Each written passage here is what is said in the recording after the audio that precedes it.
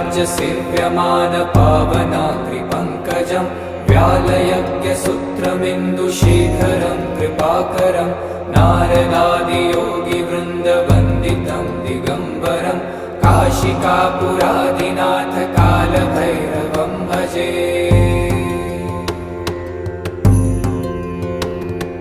भानुकोटिभास्वरं भवाब्दितारकं परं नीलकण्ठमीप्सितार्थदायकं त्रिलोचनं कालकालमम्बुजाक्षमक्षशूलमक्षरं काशिकापुरादिनाथ कालभैरवं भजे।